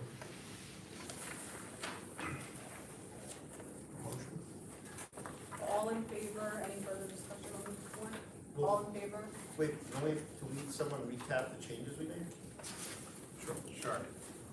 So in terms of the policy number, what I would recommend to the board, let's change it please to 3431, because there is a 3430, thank you. Good catch.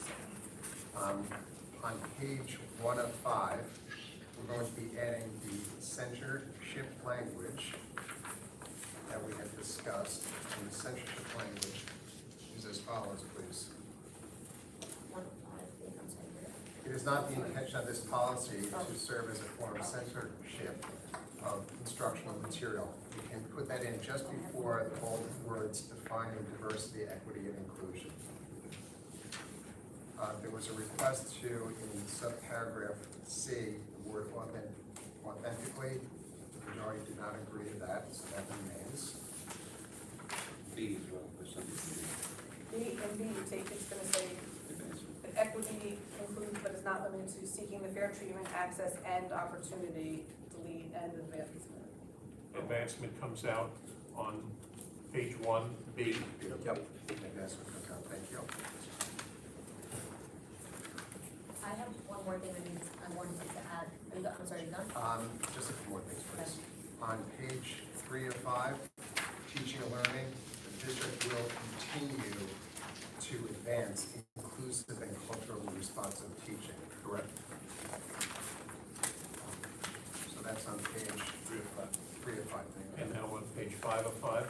Page 5 of 5, we're under the training subdivision to foster DEI in schools. The district will provide DEI training.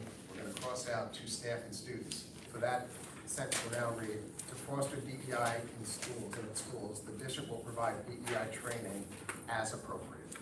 And those are the suggested changes that I heard. Can I just ask one last question? I haven't said anything for 20 minutes. CRS framework includes empowering students as agents of social change as one of its underpinning philosophies. Mrs. Citron, are you going back and changing what you said last month that concept was coming out of this policy? So I was not familiar with that concept being in CRS philosophy. I was happy taking the language out because it was inflammatory, but the concept as a whole, I support the CRS concept as a whole, and I leave it to the teachers to implement it as they see fit. So you're saying that we are going to center a learning environment that empowers students as agents of social change. Now, I just want to make sure that I understand what we're saying here. So we're saying that we are leaving that concept in, which, by the way, just so we're clear, we could change that culturally responsive sustaining educational framework to all lowercase, and it no longer becomes the formal CRS framework. We could just say we're doing a framework that does those 5 things that we have in there, and you would accomplish the same thing. By calling it a capital letter CRS, you are by definition incorporating that agent of social changes. If you're really trying to get rid of it, you could just go lowercase on all of that, or just change that to framework. Wait, hold on. Dr. Chufo had a comment.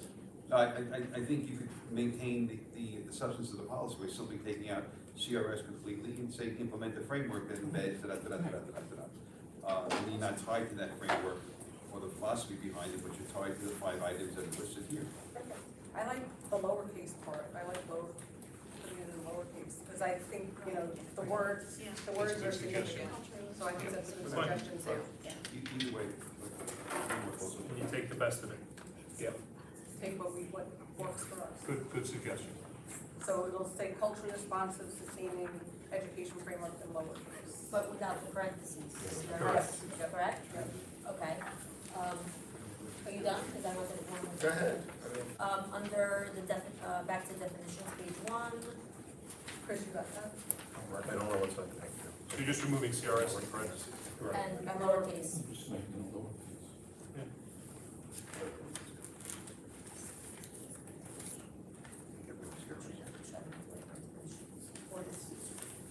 Under definitions, diversity, A, I would like to add political affiliation or ideology. Not limited to. Jen, what section? The definition A, diversity includes race, color, ethnicity, nationality, goes on, multiple definitions. I would like to include at the end, political affiliation or ideology. I'm okay with that. Yeah, I think we would get to that before, Jen. I think so, yeah, Yeah. but On a different policy. Yeah. political affiliation or ideology, or political ideology, one of them. Can I understand why we didn't like Dr. Chufo's suggestion and just make it a framework so that we can then incorporate whatever other frameworks we want? I think that you still can incorporate other frameworks, it doesn't exclude you from incorporating other frameworks. That was- What is the allure of culturally responsive, sustaining education framework? Those words are almost become meaningless if you make it lowercase. You just say, That was we your implement that suggestion, framework. Sam. No, and again, I am sorry that 30 seconds ago I made something, but I thought Dr. Chufo made Are you saying a that better you lied? suggestion. No, I'm saying Dr. Chufo then made a better suggestion. He built upon my idea, and he came up with what I now view, after listening to him, knowing that with his decades of experience, he's meaningfully smarter, more qualified to write this policy, and hence, anything he says, in my view, just about, should be treated as gold. Just He about. simply said framework, Just about. and I thought that was a great idea, but if everyone disagrees, I'm okay with Dr. Chufo's. It'll give you a I do think little more leeway in it's terms of the broad. framework. It'll Yeah. allow you to include whatever framework that you choose. I don't think it substantially changes anything. No, I No.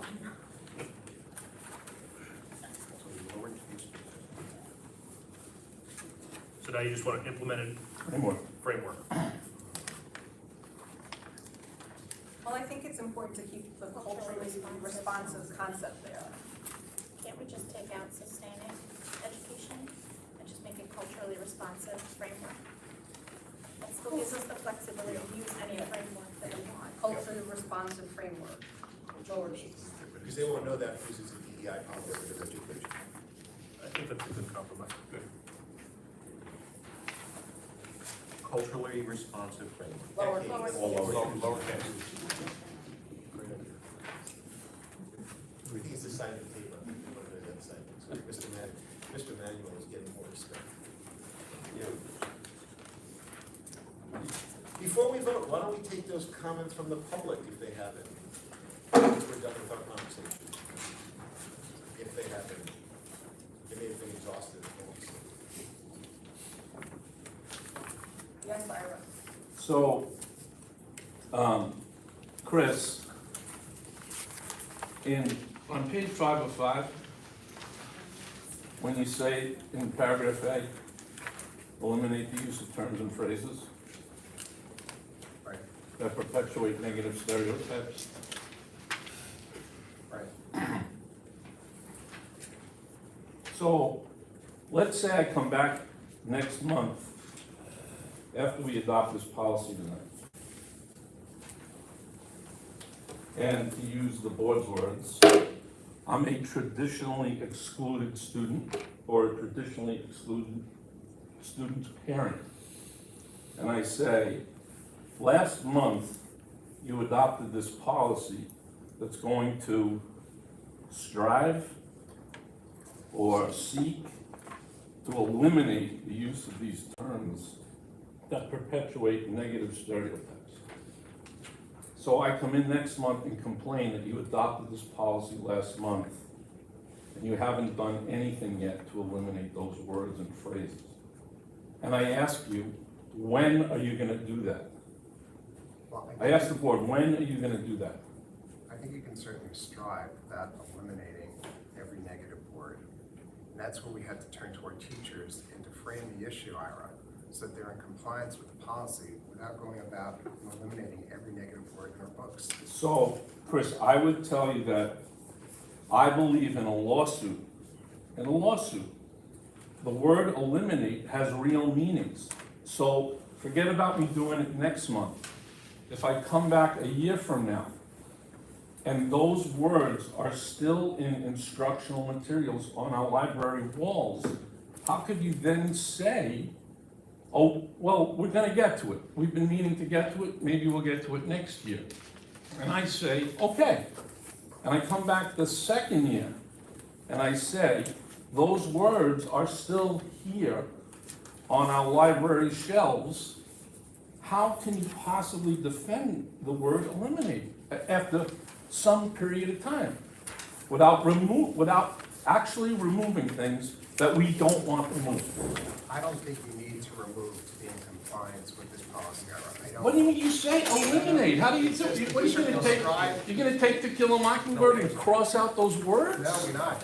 The district will strive to promote diversity. Then you go to sub A, eliminate the use of terms and phrases that perpetuate negative stereotypes. That's where it'd be the responsibility of the teacher to describe those negative stereotypes and how wrong they are. I don't think. But wait a second, but I understand that's the teacher's job. But there are printed materials that we have here that use those words that we don't want eliminated. At least I don't. I don't think the teachers do. I would hope that there aren't too many who want to eliminate those pieces of work. Yeah. But you're saying that it's a goal to eliminate those horrible words. At some point, you're going to have to eliminate them. And I will, add on to that, the fact that you add a sentence that said it's not meant to encourage censorship of instructional materials. I know it's not meant to, but eliminate means eliminate. It doesn't have, you can't interpret the word eliminate other than to mean disappear, take it away. Again, I know it's coming in a different direction here, but listen, we get paid to read words, and that word's eliminate, that means get rid of. But I read everything together, which is strive to, which is on page 4. Eliminate the use of that perpetuate negative stereotypes. I think you can do all of that, sir, without actually removing. But strive to is a great, sunset. We want to strive for that. But we've used the words here, eliminate. That means we're going to eliminate that at one time or another. Can I answer to you? Just, can I respond? I agree with you, but that's why I think Sam and I won't speak for him. I was trying to change that because I also interpret it that way, and as they have explained to us, that it doesn't, but I still don't read it that way. I think many people in the community would not read it that way, and they would have a case to say, well, you said that you're gonna eliminate it, but you haven't, and then you haven't, and you haven't. So, I think I agree. I think That's the why I goal like that. here, I think the goal is to not eliminate those words. That's It's what we not, said, we to- don't we want have, to I think we agree on the goal. What's the word? I don't think you could use the word think eliminate. the That's, sec- What's the alternate word? Minimize? Minimize? Minimize. No, you're not minimizing. Minimize use of no, terms. but no, so here's, again, I know it sounds picky, but it's not picky because we don't want those things taken away. De-escalate, is it like de-escalate? I guess- That might be the kind of. I guess if we use minimize, Wait, let our JPA president. Hold on one second. Do you have a suggestion of words? You want to make a statement or just suggest words? Well, I think, I hear what some people are saying about this. I think it's important to read the sentence in its entirety and say that when you're looking to eliminate the use of terms and phrases within district schools that perpetuate negative stereotypes, that is a very specific definition in there, how those words are being used. Which I think also, to the point where this is included in ideas and concepts of teaching and learning, I think we need to expand our view of the classroom as being the four walls that have desks. The classroom is anywhere we are encountering students and have an opportunity to teach them something, which is our hallways, our playgrounds, our cafeterias. And I think as far as a teacher, being concerned about someone objecting to materials that I'm working with, we also have board policies that specifically address that. You're actually strengthening one of your board policies with some very specific timelines about when parents may object to instructional materials or other materials, which I think clearly addresses this whole issue in that other board policy, so that if a parent does object to a book, a textbook, language a teacher is using, materials a teacher is using, that parent can then address those objections via that other board policy. So I don't think this, eliminating the use of terms and phrases within district schools that perpetuate negative stereotypes and minimize student opportunities, I think that's not a constraining statement, and I think it's actually a very good statement to have in there. So I wouldn't worry about that. It might not constrain you in a four-walled classroom, but and again, I think the library is a four-walled classroom. I think the soccer field is a four-walled classroom. You have materials that are on the shelves Right. that contain these terrible words. Sure. And you say you're gonna eliminate those terms and phrases within the district school. Right, but the point you were making was that if someone objects to that, and I wants to bring think I have a something to the solution. district I think I and have a say you're not suggestion. doing this, there's a Eliminate, policy that does if you that. wanna use the word eliminate, eliminate the inappropriate uses of the terms and phrases within district schools that perpetuate negative stereotypes. I like that. That's very good, Aaron. Just lucky. I like that. Right, because that goes to Even a Ron's broken idea clock of is a right teachable twice a moment. day. I like, can you repeat that again? That goes to Ron's idea of a teachable moment. Yeah, no, again, it doesn't eliminate the words. Oh, I'm sorry. Eliminate the inappropriate uses of the terms. Yeah. No, eliminate the inappropriate. That's what I said up here. Okay, Here. Sounds good. That works. are we there? Sounds good. I like that. If there's no urgency, and I know I'm gonna get yelled at, the same way I did last month, why can't we just see a new draft of this and do a first reading? It was one more question. We're good. Oh, someone's in the back. Yes, go ahead. Oh, I'm sorry. Hi, Joe. That was a good suggestion, thank you. I wanted to just touch base as a now retired teacher, enjoying the summer. On the question that Mr. Froman raised about objecting to the language about agents of social change and encouraging students to be agents of social change. I think that I would like it if you all would trust teachers to implement that in the broadest possible way, and we do. And we don't, I can speak for myself, I never did that in any way that was directed. I had a class where, first of all, I think we want to encourage our kids to be active citizens. There's too much activity in this country, we do want to encourage our kids to be active citizens. And when I would do that in my classroom, I would say to the kids, think of something, anything, at any level, that you would like to see change. It doesn't have to be, one of the controversial political issues. One of the kids in class came up with something about the lunches, and I think it is a good thing to give kids a sense in whatever small or large way they want to be engaged in something that they'd like to change, to learn that they can do that, that there are mechanisms and structures that they can advocate with. That if a kid has a problem with something about the lunch policy, they could come to a board meeting, they could talk to you guys, And I think, and I actually think that's a positive, and I would hope that you would not take that out. Thank you. Mrs. Arnson, just so you know, that was something that was taken out by Mrs. Citron at the last meeting. I was simply asking if we were keeping it out or if it was going in through the proverbial back door. I understand your point. Not being as educated as you in this area, don't look at the lunch program as being social change. I think it's change.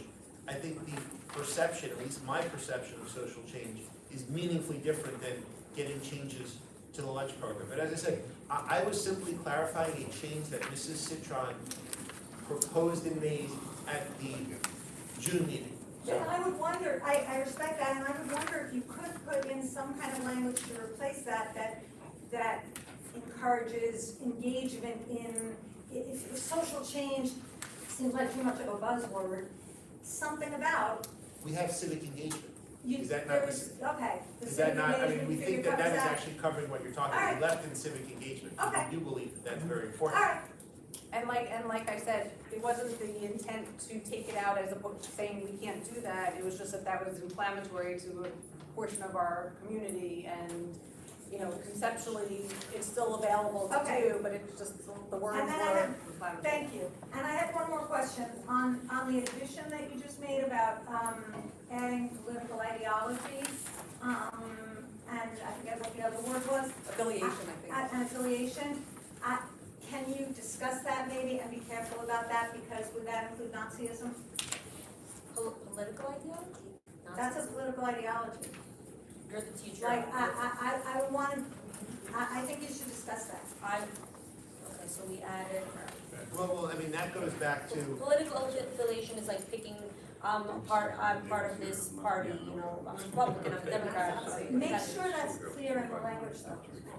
but it's very hard to do that because Mrs. Ornstein, I know you know, these are popping up and we have things in there that, you know, the curriculum that incorporates diverse perspectives. You know that there are people out there who are trying to argue that Anne Frank was the beneficiary of white privilege, or, you know, other, in my view, crazy ideas. So there is a fair amount of trust that's going into this policy. I think, as Mr. Checker was pointing out, and this is why I was in favor of a more pared down version, you're just opening yourself up to potential trouble. I won't necessarily say liability the way, you know, Mr. Checker was you know, indicating, but just opening yourself up to trouble where, again, the spirit of this is that we want to be as inclusive, engaging, welcoming as humanly possible. And having to tell teachers this is what you should do or shouldn't do, I was under the impression that that's what teachers wanted. They wanted the most freedom. They wanted the most ability, the greatest ability to teach in the way and the material that they thought was most appropriate. And I still believe it, and I think this policy has come a long enough way where I think I can support it. But I would still want to see it in a perfect world, or even an imperfect world, or a more perfect world, still pared back, because I still think it is telling you what you need to teach in the classroom. And I think you guys are the ones who are supposed to decide that. And not every teacher is going to make the same decision. But with the various hurdles you guys are already trying to manage, why are we creating another one for you when really all we need is the spirit of this rule? Sam, in that vein, now that we've allowed everybody to speak and we've gone through the document thoroughly, and you mentioned that you feel a little bit more comfortable with it, I'd like to make a motion to call the question. Okay, can we stop with this motion to call the question that started last Well, month? I think it's It's relevant. just a really, really offensive term. When we're in the middle of a discussion, Mrs. Ornstein made a point. I was simply responding to her. I was done in 2 seconds. And like suddenly out last month, this, let's call a point. Like, why don't we just wait till the conversation takes the serve of it? Because if that's the type of approach that we're gonna take, this is gonna become a very hostile environment again. Sam, I'm not trying to make it By the way, hostile, we do I've have- already, We do have a policy on citizenship, I think it's 8241. But Yes. there is no term citizenship in this new policy, which I think would be somewhere a good word to have. But I think we have 8241, I don't know the exact policy, but I know there's a policy on citizenship. And Can we, civic awareness. can we vote on this? Sure. I'm done. All in favor? Thank you. So, we have scheduled, to move to executive session to do some interviews, and we have candidates waiting, so. Patiently. So if we can, go to the new business and adopt the 2 policies, the plans and the schedules, and then, table the all the rest of the policies that we were going to discuss tonight. So, suggest that we do that. so we need to adopt our district-wide safety plan and our special ed plan. We need to adopt both of those this evening. Everything else we And the can, schedules. and in terms of new business, old business, everything else can be tabled for our August meeting, and then we also then need to adopt the schedule so we can pay our bills. so can I have a motion? I just want to point out that I actually don't believe if another board member had put forward 2 policies, that those policies would have been referred to the August meeting. I may be completely wrong on that, but I actually do It believe is that. so not personal, it's, Never is. there's other policies that we're tabling also, it's not just the ones you would, yeah. We have candidates that stand that are waiting since 8:30. I fully understand. So we have other policies that we're tabling too, not just. I understand. Proposed, I so it's not understand. personal. We're tabling one policy, the staff accepts the policy. I'll make a motion. Okay, so the motion is to table, Table or the adopt? no, to table policy, the first. Oh, I'm sorry, You said the staff acceptable? no, so it's the policy, we'll table the adoption of policy 7611, children with disabilities, policy 8441, home instruction, and the first reading of 6410, staff acceptable use, 7222, diploma and residential options for students with disabilities, and 8330, objection to instructional or other materials. I'll make a motion. Thank you. Second? All in favor? Okay, so those will all be discussed in August. We need a motion. We Was need that- Now, wait. Is that unanimous? No, it's not unanimous. Oh, I'm sorry. No, Okay. 4-1. Now, do I have a motion to adopt the district-wide safety and emergency management plan, shown as attached, and the special education district plan for the school years 22-24, as attached. Do I have a motion? Okay, go ahead, sir, make a motion. motion. Chris, second. Jen, discussion? On the safety plan, there's a list of phone numbers that you contact people. Every single one of those people has a school district phone number. If there is actually an emergency or a safety issue, that phone number will be down. That Nassau County Police Department has cell phone contact information from all of those players. They have alternate contact information.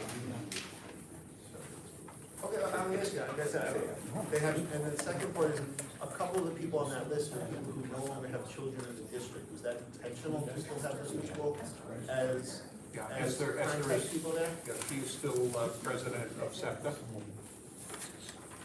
Okay. Wait, I just want to make sure I didn't have a question in my notes. What? No, I know, I have some. Oh, I know my questions are the schedules, okay. All in favor? And do I have a motion to approve schedules 12/6/36 through U344? Hold on.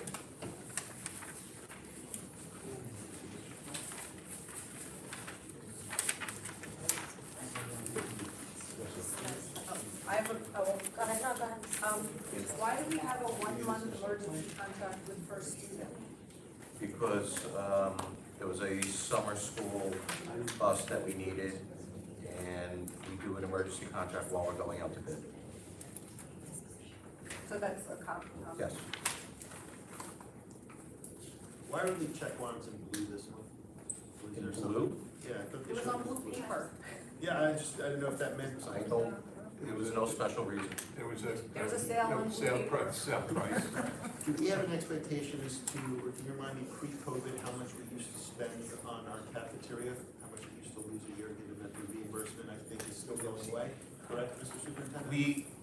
Yes, it's going away. Well, as of now, it ends in August. A month ago, it was supposed to end at the end of June, and they extended it through the summer. Okay. So as of now, yes, it's going away, but I can't, they may extend it again for the year, I'm not sure. Got it. All island investigation, any idea about how much we spent last year with them? Was it I de think minimis? about 1,000. Is there anything positive that came out of your findings? Ben?